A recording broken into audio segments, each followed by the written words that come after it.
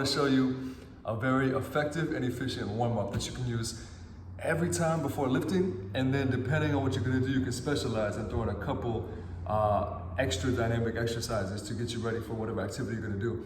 So starting with the foam roller, I'm going to foam roll 3 places. So Soleus, Piriformis, and T-spine. So starting with Soleus, sitting down, legs on the foam roller, you can cross one over the other, rocking back and forth gently, nice and slow, looking for sore spots. So sore spots, dehydrated tissue, and you really want to work that. So not only is the foam roller good for myofascial release, to get overactive muscles to release, but it's also good for just breaking up that tissue, those tight spots, and getting more blood flow in there. So when you find a sore spot, gently roll into it. You want to break it up, nice and slow. Make sure you breathe, nice and deep. As you dig in, you want to slowly break up that tissue and work up. So about 2 inches at a time, right side, middle part of your calf, left side, working your way up. Once you get all the way up, right behind, not behind your knee, but below, once you have the whole length of your calf muscle, get your other leg. Once you finish that, you can move on to the next one. And don't spend too long on one spot. 90 seconds or so is sufficient because your fascia is very tough. There's really no added benefit by spending 5 minutes on one spot. So move on pretty quickly. Piriformis is going to be a small muscle under your glutes. So it helps your glutes, and if your hip flexors are tight, it turns your glutes off. Your piriformis can become overactive and try to help out your glutes, which can make it bigger, and it can cause sciatic pain because your sciatic nerve goes through or under. So keep that in mind if you happen to have any sciatic pain. That could be a potential cause. I'm not a doctor though, but this one's important to get your piriformis to relax so you can better activate your glutes. So one leg crossed over, gonna lean towards that side, gently rolling down, and it's gonna be the only tight spot that you find. You can't miss it. It's very uncomfortable. So you find that tight spot, apply pressure, gently roll into it. Once you feel it release a little bit, you can move on to the other side. Typically within 90 seconds. Make sure you breathe. It helps your nervous system relax. So once that releases, then T-spine. So laying down, mid-back. You never want to foam roll your lower back or your neck.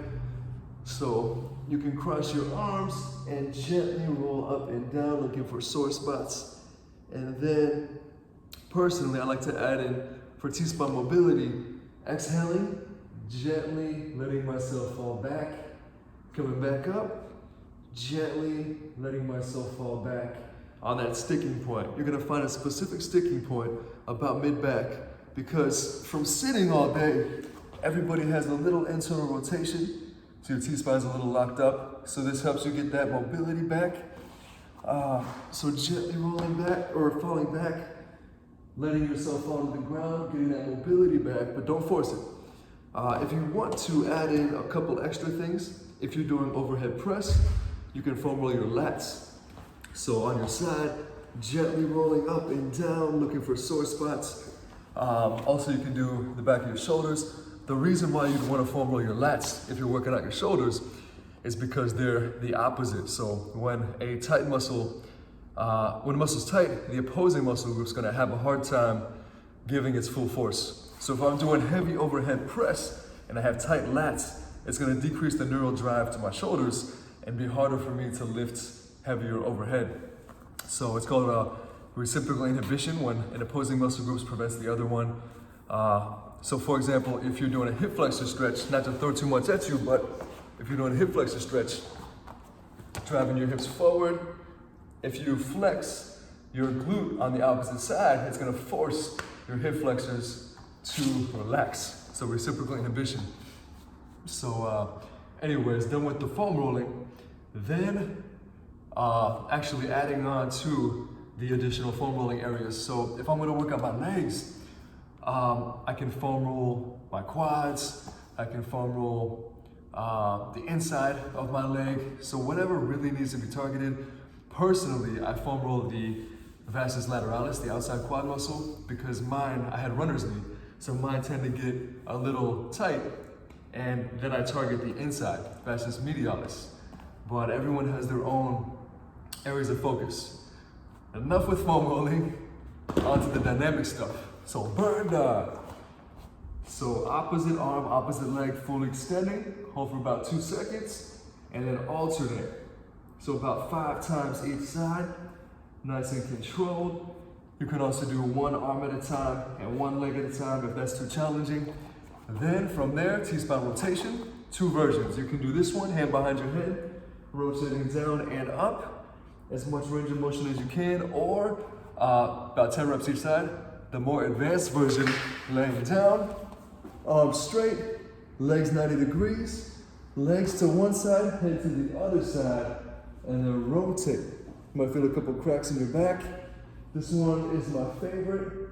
From here, after one of those 2 versions of T-spine rotation, I'll do a reach. So just reaching as far as I can, coming back down 5 times. Feeling a nice stretch, mid-back. Feeling that in my rhomboids, lower traps. Then I'll switch, do the same thing for the other side, 5 times. Then I will do hip flexor stretch. So one knee on the ground. I know it's hard to see me. Let me angle you up a little bit. So hip flexor stretch, one knee on the ground, one foot, driving your hips forward, staying vertical. Because if I lean forward, it's gonna decrease that range of motion. So driving my hips forward, about 2 seconds on, 1 second off, about 10 times each leg, or a couch stretch. So that's gonna be against the wall, more range of motion. You really want your hip flexors to have more mobility because we all sit a lot. As I mentioned before, hip flexors get tight, glutes turn off, makes you more quad dominant, more stress on your knees, can't squat right, can't activate your posterior chain as much. So yeah, keep that in mind. After I get my hip flexors to relax, then hip bridges. Either double leg, feet shoulder width apart, driving your hips in the air as high as you can, feeling that in your glutes, or single leg if you're more advanced, going for 20. When I activate your glutes, you can throw in an additional hip dynamic exercise. So fire hydrants, rotating up and around. It's gonna be good for your hips. Anytime 360 degrees is good for your hips. It's about 20 each leg, getting your hips nice and active. Then for upper body, take a band, or you can just simply do arm circles. Small arm circles, thumbs back, into bigger arm circles, making sure your shoulders are nice and warmed up. Last one, let me angle you up. I'm actually gonna take me traveling across the gym. All right, so next one is going to be a hinge, and then pressing overhead. Do this between your shoulder blades, about 10 of these. And last one for the general warm up. I'm gonna put you right over here. Last one is going to be a squat to stand. Actually, this is better. So squat to stand, feet shoulder width apart. So you're squatting, reaching towards your feet, then straightening your legs out. From here, straightening your back out. So you're staying in that bottom squat position, legs straight, back straight, going for 10. Feeling those hamstrings, glutes. This one's great. Then you're good to go.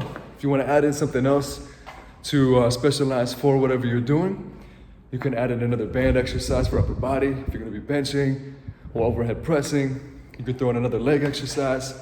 You always want to prepare the body for what it's going to do. So if I'm going to work out my legs, I would throw in some squats, bodyweight squats, work on some more hip mobility before I get into that. Then light set, slightly heavier set, working up to your working weight, of course. And that's it. Nice general warm up. So let me know what you think and give it a try.